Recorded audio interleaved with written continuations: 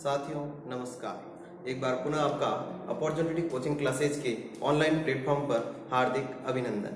आज हम जो टॉपिक पढ़ने जा रहे हैं उसका नाम है संविधान की अनुसूचियां। देखिए, इस टॉपिक से हर एग्जाम के अंदर आपको एक न एक प्रश्न जरूर मिलता है और वो किस तरीके से पूछा जाता है और नया पैटर्न क्या चल रहा है उसके बारे में भी आज हम विस्तृत चर्चा करेंगे। शुरुआत करते हैं अनुसूचियां से। संविधान की जो अनुसूचियां हैं इसमें से देखो, मूल प्रश्न जो हैं वो दो तरीके के बनते हैं। पहला प्रश्न तो ये है कि मूल संविधान के अंदर यानी कि मूल संविधान में कितनी अनुसूचियों का उल्लेख था, पहला प्रश्न ये हो गया।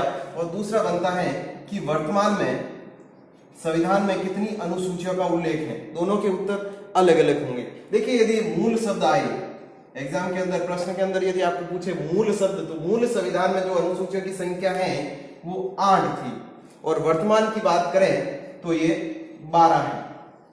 ज्यादातर जो सवाल है वो इसको लेकर के पूछा जाता है। अब देखिए, जो अनुसूचियां हैं उनके बारे में एक एक की बात करें और सारा जो चीजें हैं वो अभी आता आपको याद हो जाएगी और सारी चीजें हम ट्रिक से पढ़ने की कोशिश करेंगे। देखिए, जो अपन की जो पहली अनुसूची है, पहली अनुसूची उसके अंदर संघ व राज्य के बारे में बताया गया है। संघ व राज्य के बारे में, यानी कि जो भारत देश है उसके अंदर कितने राज्य हैं, कितने केंद्र शासित या संघ शासित प्रदेश हैं, इनकी जो चर्चा की गई है वो अनुसूची नंबर 1 में की गई है। अब इसको याद कैसे करेंगे? देखिए, हमारा जो पूरा भारत है वो एक है।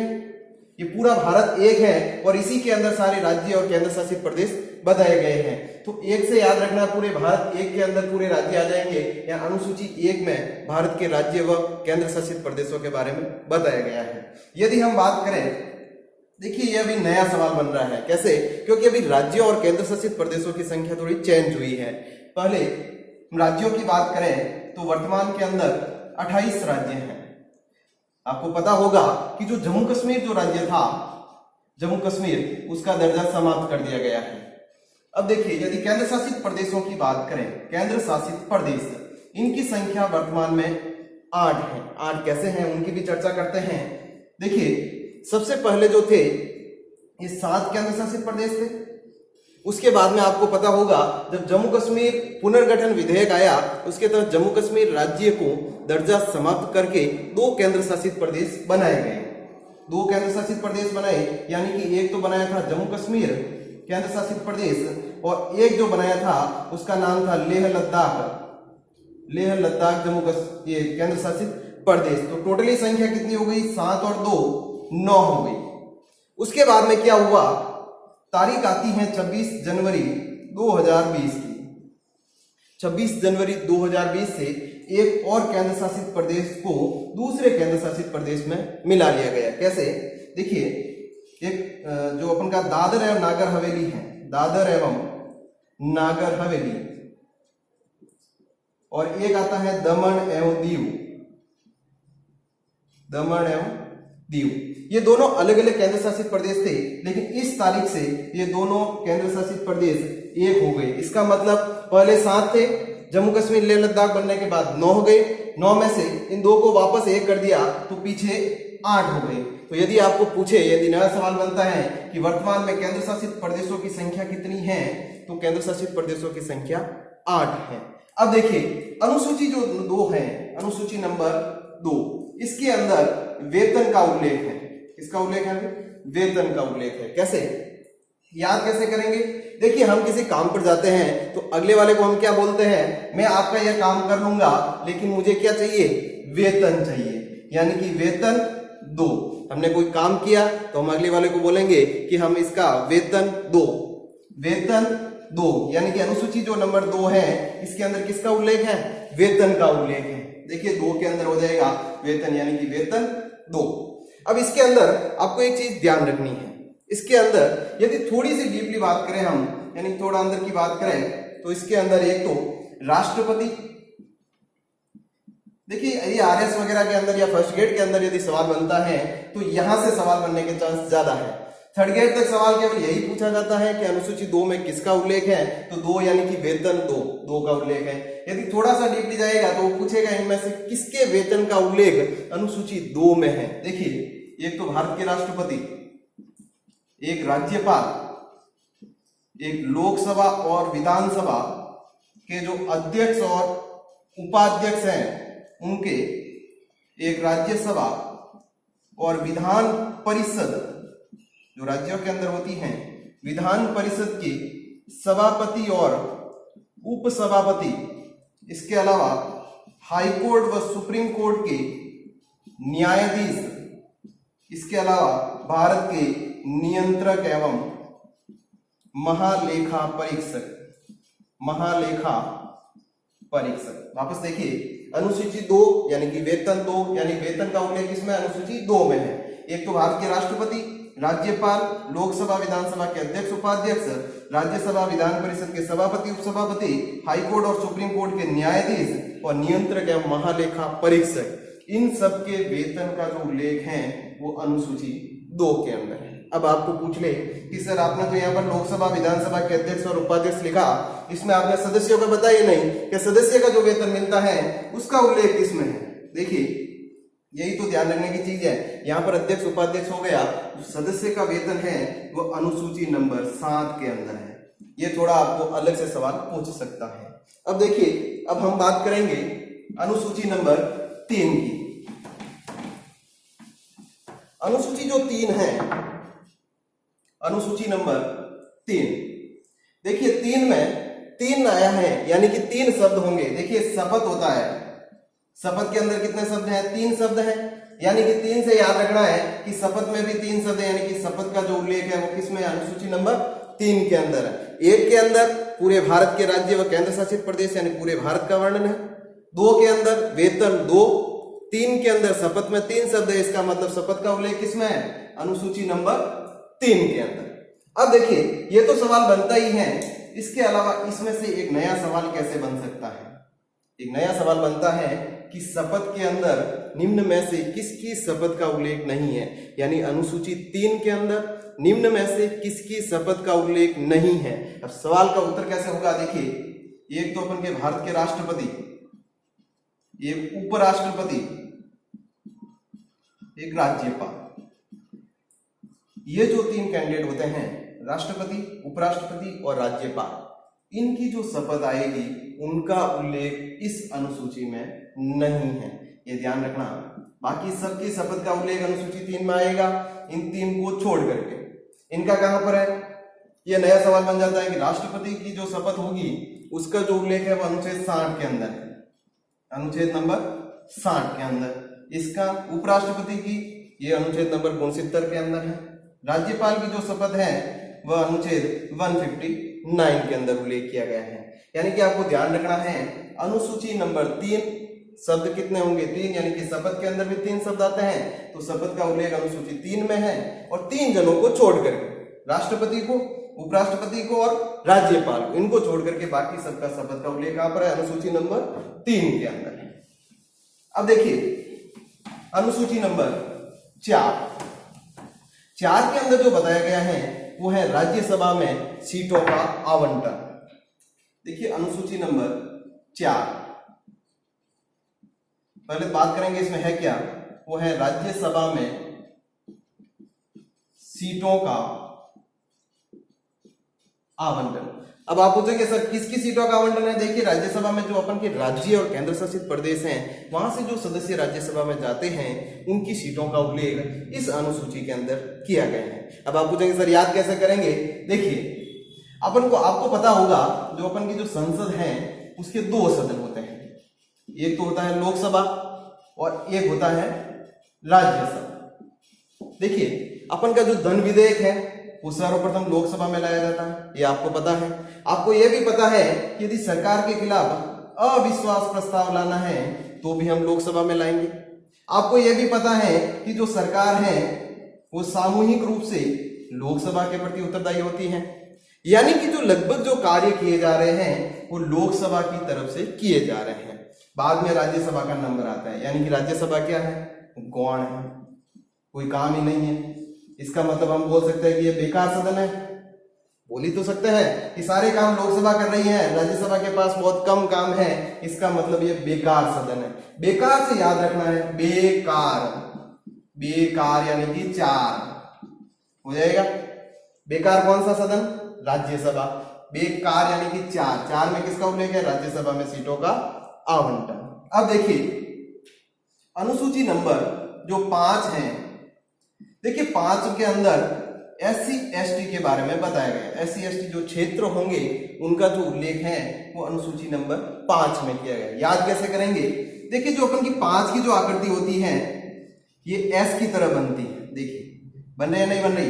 ये 5 है, ये S SC ये ST ये सेम बन रही है। यानी कि याद रख लेना 5 के अंदर समान आकृति का आएगा यानी कि SS का आएगा। SC और ST क्षेत्रों के बारे में बताया गया है। अब हम बात करेंगे अनुसूची नंबर 6 के बारे में। देखिए साथियों, यदि आपको वीडियो पसंद आ रहा है तो आप इसे लाइक करें, शेयर करें और कमेंट्स करें और इस चैनल को जरूर सब्सक्राइब करें। अब देखिए अनुसूची नंबर 6 के अंदर आपको एक सूत्र याद रखना है, उसका नाम है अमेय मित्र। छोटा सा सूत्र है, 4 शब्द हैं, याद रख लेना है। 6 के अंदर अमेय मित्र। देखिए अ से हो जाएगा असम, में से हो जाएगा मेघालय, मी से हो जाएगा मिजोरम और त्र से हो जाएगा त्रिपुरा। सीधा सा सवाल बनता है अनुसूची नंबर 6 के अंदर निम्न में से किन क्षेत्रों का उल्लेख है या किन का नहीं है? देखिए अनुसूची नंबर 6 के अंदर असम, मेघालय, मिजोरम और त्रिपुरा से संबंधित जो प्रावधान होंगे उनका उल्लेख अनुसूची नंबर 6 में किया गया है। केवल याद रखने के लिए चारों को एक सूत्र याद रख लेना, क्योंकि सवाल यहां से जब बनता है तो इन 2 में से आपको नाम चेंज करके देगा। प्रश्न कैसा पूछा जाएगा? यदि वो प्रश्न बनाता है एग्जामिनर तो पूछेगा अनुसूची नंबर 6 में निम्न में से किस क्षेत्र का उल्लेख नहीं है? प्रश्न ऐसे देगा और उसके अंदर आपको ये ऑप्शन दे देगा असम, बी के अंदर दे देगा मेघालय, सी के अंदर दे देगा मणिपुर और डी के अंदर दे देगा मिजोरम।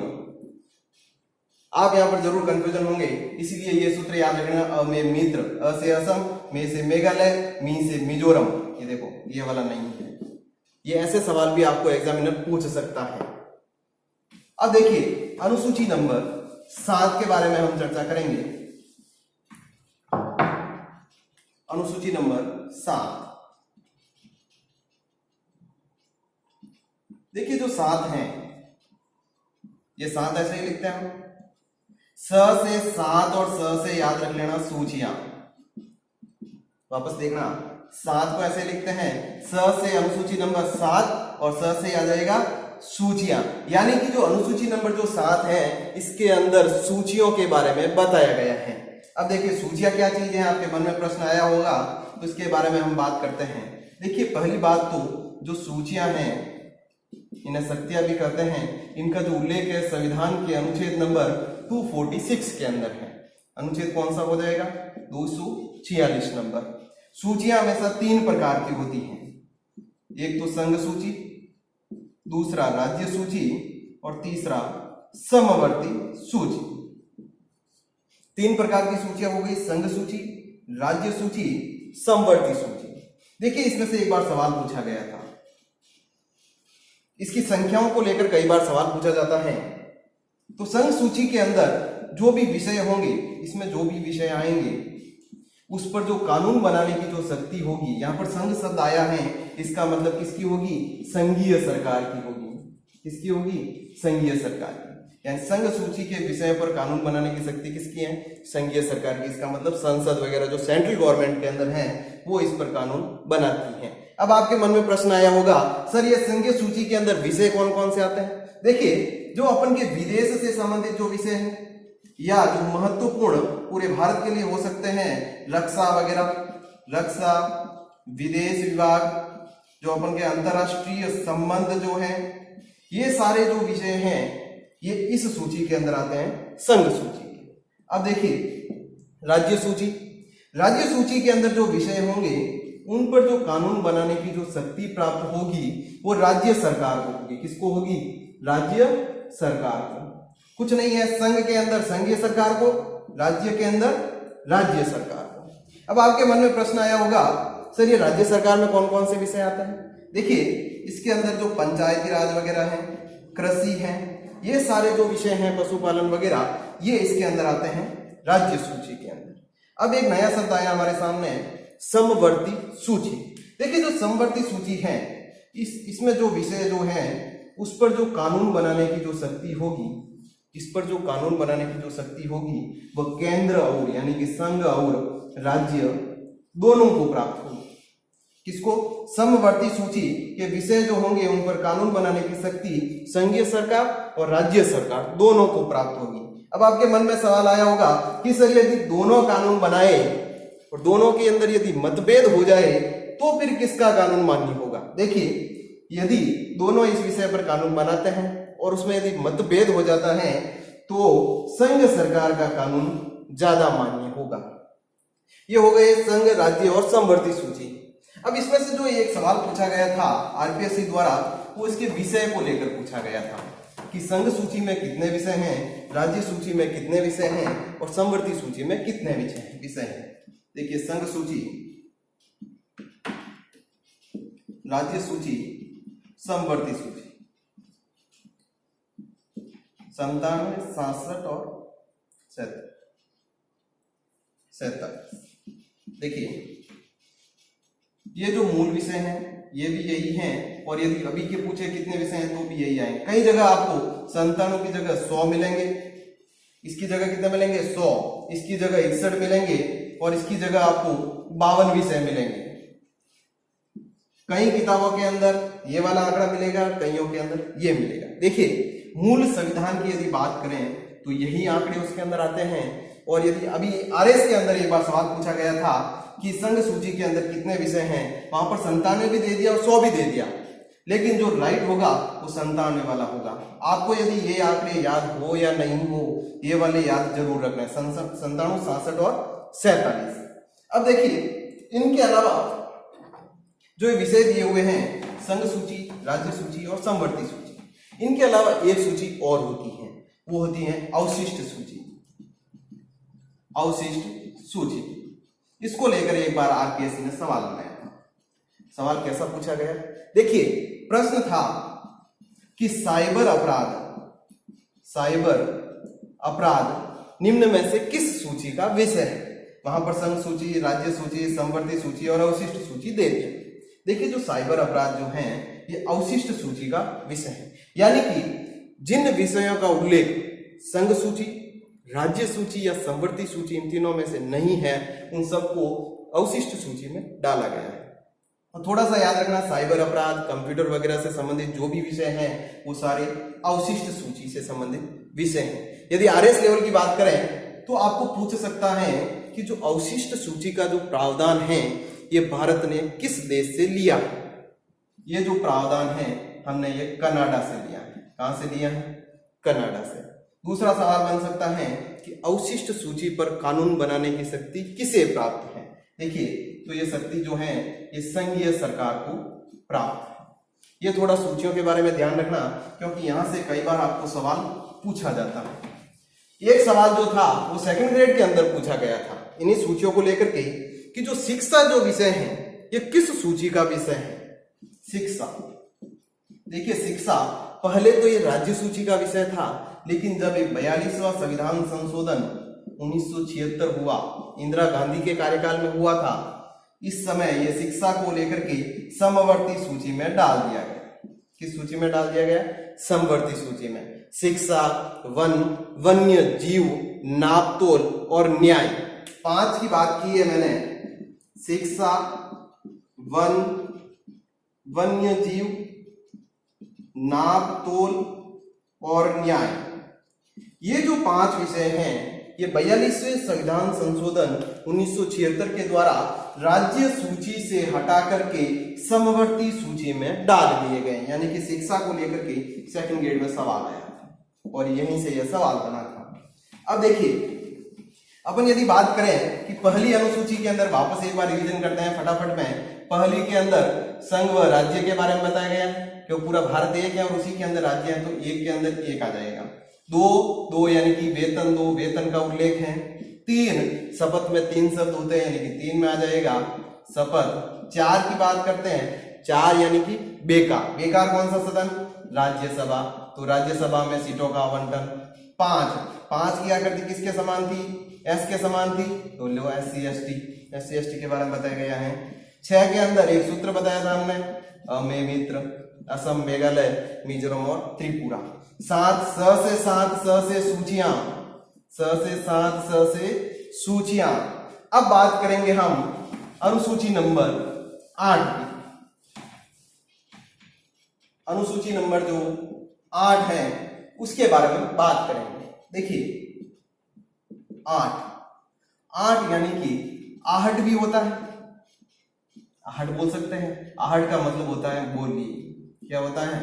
बोली। याद रखने के लिए बता रहा हूं। देखिए बोली को हम आहट भी कहते हैं। आहट यानी कि 8 हो गए, 8 से मेलजोल कर लेना, या फिर इसको ऐसे याद कर लेना। देखो 8 की आकृति बन रही है और बोली ब के अंदर भी ये 8 की आकृति बन रही है। बन रही है नहीं बन रही है? ये बन रही है, देख लीजिए। और आपको ऑप्शन में सीधा देगा कि मिलान कीजिए कि अनुसूची नंबर 8 के अंदर किसका है, तो आपको सीधा बोलिया शब्द आते ही पता चल जाएगा। देखो 8 बना हुआ है, तो 8 के अंदर बोलियों का उल्लेख है। अब देखिए बोलियों से कई बार सवाल पूछा जाता है कि बोली यानी कि भाषा, बोली यानी कि जो भाषा है, संविधान में कितनी भाषाओं का उल्लेख किया गया है? पहला सवाल तो यहीं से बनता है, और संविधान में 22 भाषाओं का उल्लेख है। अगला सवाल बनता है कि अनुसूची नंबर 8 के अंदर जो हमारी अंग्रेजी जो भाषा है इसको सम्मिलित नहीं किया गया, इसको सम्मिलित नहीं किया गया। देखिए पहले इस अनुसूची के अंदर 14 भाषाओं का उल्लेख था, बाकी की भाषाएं बाद में जोड़ी गई थी। कैसे जोड़ी गई? 14 भाषाएं तो पहले से थी। जो 15वीं जो भाषा थी वो थी सिंधी। कौन सी थी? सिंधी भाषा। 16वीं, 17वीं और 18वीं, ये तीनों भाषाएं बाद में एक साथ जोड़ी गई थी।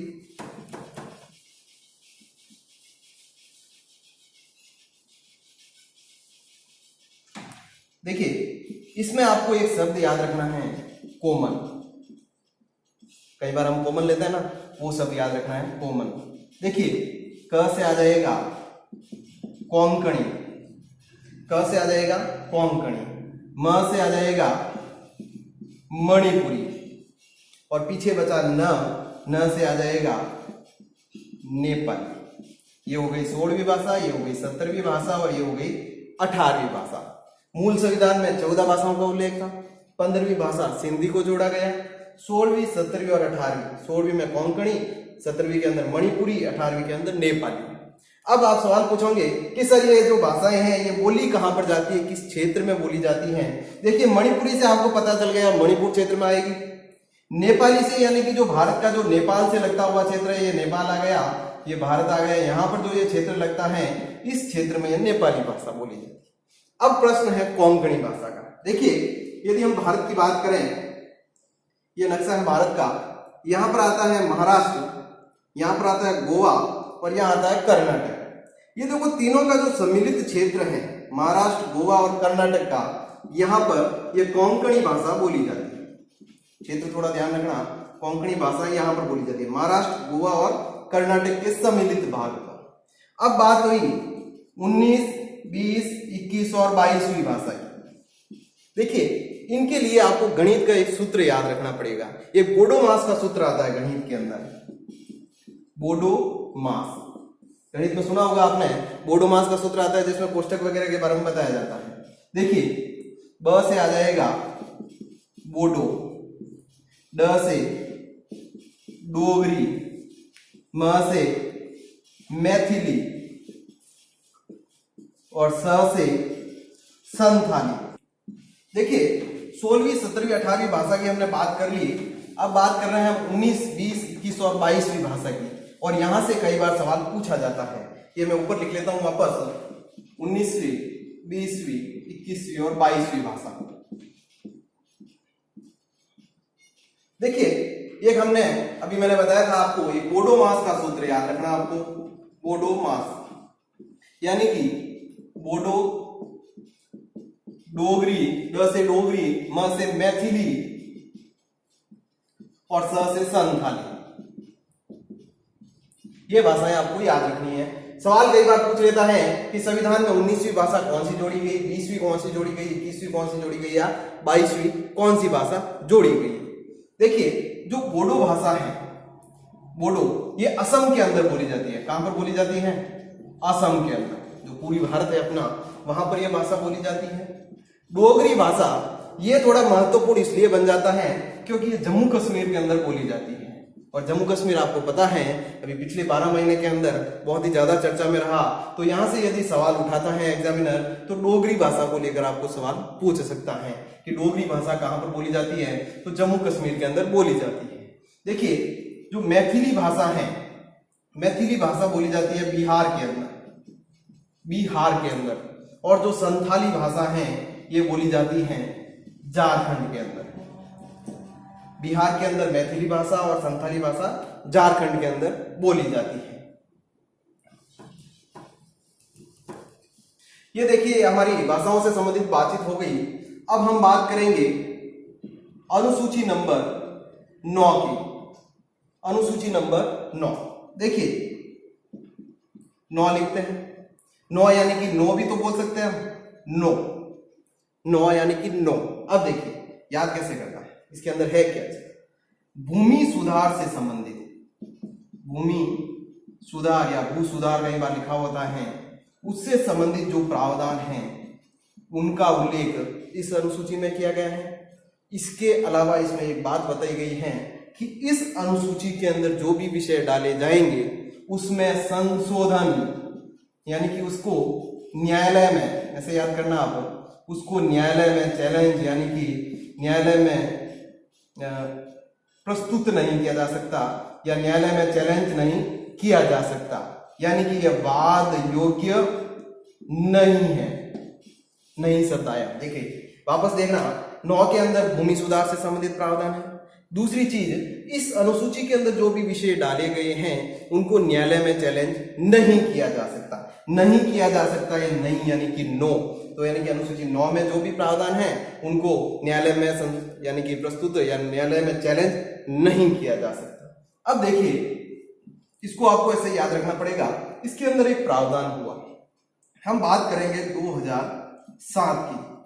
2007 के अंदर एक 9 न्यायाधीशों की, 9वीं अनुसूची है, 9 न्यायाधीशों की एक संविधान पीठ गठित हुई और इन्होंने एक सर्वसम्मति से निर्णय दिया, सर्वसम्मति से एक निर्णय दिया कि जो इस अनुसूची के अंदर जो भी विषय होंगे उन्हें 24 अप्रैल 1973 के बाद जो भी विषय आए हैं, यानी कि 24 अप्रैल 1973 के बाद जो भी विषय इस अनुसूची में डाले गए हैं उन्हें न्यायालय में चैलेंज किया जा सकता है। ये नई शब्द हटवा दिया गया। वापस सुनना, 2007 के अंदर 9 न्यायाधीशों की एक संविधान पीठ ने निर्णय दिया कि 24 अप्रैल 1973 के बाद जो भी विषय इस अनुसूची में डाले गए हैं उन्हें न्यायालय में चैलेंज किया जा सकता है। ये नई शब्द इसमें हटा दिया गया। 24 अप्रैल 1973 जब हमने प्रस्तावना पढ़ी उस समय भी ये तारीख आई थी आपके सामने, और ये 24 अप्रैल 1973 को आपको पता हो तो केशवानंद भारतीवाद आया था, इसी के अंदर फैसला आया था। अब देखिए हमारी अनुसूची अब 9 हो गई। अब 10वीं अनुसूची जो सबसे ज्यादा चर्चा के अंदर रही अभी इस समय और आपके एग्जाम के हिसाब से और सबसे महत्वपूर्ण जो प्रश्न बनता है वो 10वीं अनुसूची को लेकर बनता है। अनुसूची नंबर 10 याद कैसे करेंगे? 10 लिखा, अनुसूची नंबर 10 से 10, 10 से ही होता है दल बदल, दल बदल। देखिए 10 से 10, 10 से दल बदल, यानी कि अनुसूची 10 में किसका उल्लेख है? दल बदल का उल्लेख है। अब आप पूछोगे सर दल बदल क्या होता है? देखिए दल बदल की संविधान में स्पष्ट जो परिभाषा है वो यदि बात करें, यदि कोई व्यक्ति है, मान लीजिए कोई व्यक्ति है और किसी पार्टी से, किसी चुनाव चिन्ह से खड़ा हुआ, किसी पार्टी से जीत गया और थोड़े दिन बाद उसने यदि पार्टी चेंज कर दी तो फिर वो दल बदल कानून के तहत आएगा और उसकी सदस्यता क्या हो जाएगी? निरस्त हो जाएगी। यदि आप पूछोगे सर निर्दलीय हुआ तो यदि कोई व्यक्ति किसी पार्टी से खड़ा हुआ और बाद में वह पार्टी का त्याग कर देता है, जीत जाता है, पार्टी का त्याग कर देता है और निर्दलीय बन जाता है, तो भी उसकी सदस्यता निरस्त होगी। दूसरी चीज ये हो गई। तीसरी चीज, यदि कोई जो मान लीजिए कोई सांसद है या विधायक है, किसी पार्टी से खड़ा हुआ और उसके बाद में उसने उस पार्टी की जो गाइडलाइन थी, यानी कि जो व्हिप जारी होती है पार्टी की, उस व्हिप का यदि उसने उल्लंघन किया तो भी उसकी सदस्यता निरस्त की जा सकती है। ये होता है दल बदल। देखिए पहले क्या होता था, कोई व्यक्ति मान लीजिए कोई विधायक है, कोई सांसद है, उसको किसी दूसरी पार्टी में अच्छा ऑफर मिलता, यदि मंत्री पद का ऑफर मिलता या कुछ और मिलता, तो वो क्या करता था, जिस पार्टी से मान लीजिए बीजेपी से खड़ा हुआ वो छोड़ करके कांग्रेस में चला गया, या कांग्रेस का था वो छोड़ करके बीजेपी में आ गया। इससे क्या होता था, सरकार जल्दी बदल जाती थी। आपको पता हो तो 15-15 दिन में भी सरकारें दल बदल के आधार पर बदल चुकी है। एक मैं किस्सा सुनाऊंगा आपको हरियाणा का। देखिए हरियाणा के अंदर क्या हुआ, एक मामला आया था। एक विधायक थे गयाराम, उनका नाम था गयाराम। हरियाणा के एक विधायक थे गयाराम। इन्होंने 15 दिन के अंदर 3 बार अपनी पार्टी चेंज कर ली। 3 बार क्या कर ली, अपनी पार्टी चेंज कर ली। और तभी से एक कहावत बन गई, यदि कोई व्यक्ति पार्टी छोड़कर जाता है, दूसरी पार्टी में सम्मिलित हो जाते हैं, तो उसे कहते हैं आया राम गया राम। ये यहीं से पड़ा है। हरियाणा के अंदर एक गयाराम नाम के विधायक हुए थे, उन्होंने 15 दिन में 3 बार पार्टी चेंज की थी और वहीं से कोटेशन बन गया आया राम और गया राम। देखिए इससे क्या होता था, हमारे एक तो जनता को भी नुकसान, सरकार को भी नुकसान, पैसे भी खर्च होते चुनाव के अंदर, और जो सरकार सही बनती उसको ये विधायक सांसद पार्टी परिवर्तित करके दूसरी वाली बना दी। अब क्या हुआ, एक संविधान संशोधन की जरूरत पड़ी। 52वां संविधान संशोधन विधेयक लाया गया। 52वां संविधान संशोधन विधेयक 1985, ये वाला संविधान संशोधन विधेयक लाया गया। इसके तहत एक प्रावधान किया गया कि यदि किसी पार्टी की 1/3 या उससे कम सदस्य, प्रति 3 में से 1, यानी किसी पार्टी की 1/3 या उससे कम सदस्य यदि पार्टी परिवर्तित करते हैं तो वह दल बदल के अंदर आएंगे और उनकी सदस्यता क्या हो जाएगी, निरस्त हो जाएगी। यदि 1/3 से ज्यादा है और पार्टी परिवर्तित की है तो फिर उनकी सदस्यता निरस्त नहीं होगी। 1/3 से कम यदि सदस्य पार्टी परिवर्तित करेंगे तो उनकी सदस्यता इस 52वें संविधान संशोधन 1985 के तहत निरस्त की जाएगी। अब देखिए इस सदस्य संख्या को और बढ़ा दिया गया। वर्तमान के अंदर बात करें तो 2/3 या उससे कम सदस्य यदि पार्टी परिवर्तित करते हैं तो सदस्यता निरस्त होगी, इससे अधिक करते हैं तो नहीं होगी। अभी आपने देखा होगा मध्य प्रदेश के अंदर मामला चला था, कमलनाथ सरकार गिरी थी, कई सदस्यों ने अपने त्याग पत्र दे दिए कई विधायकों के अंदर, और बाद में शिवराज सिंह जी की सरकार बनी थी। वहां पर भी दल बदल का बहुत ज्यादा जिक्र हुआ था। इसीलिए आपके आने वाले जो परीक्षाएं हैं उनके लिए अति महत्वपूर्ण प्रश्न बन जाता है कि अनुसूची 10 में किसका उल्लेख है, तो 10 के अंदर दल बदल का उल्लेख है। जो सब्जेक्ट ज्यादा चर्चा में रहेगा वहां से सवाल बनने के आपके चांस और भी ज्यादा हो जाते हैं। 10 के अंदर 10 से याद रखना दल बदल। अब देखिए अब 2 अनुसूचियां बनती हैं, अनुसूची नंबर 11 और अनुसूची नंबर 12, अंतिम है 2। देखिए अनुसूची नंबर 11 के अंदर पंचायती राज का उल्लेख है। किसका उल्लेख है, पंचायती राज। 12 के अंदर नगरीय स्वशासन का उल्लेख है। सर हम याद कैसे करेंगे, देखिए याद करने की भी एक ट्रिक है। यहाँ पर पंचायत आई है, यहाँ तक तो आप पहुंच जाओगे, बाद में यहाँ पर आपके कंफ्यूजन ज्यादा होगा कि सर नगरीय इसके अंदर है या पंचायत इसके अंदर, तो इसको याद रखने की एक छोटी सी ट्रिक है। देखिए यहाँ पर पंचायत आया है और यहाँ पर नगर आया है, तो पहले पंचायत कहां पर होती है, गांव के अंदर होती है।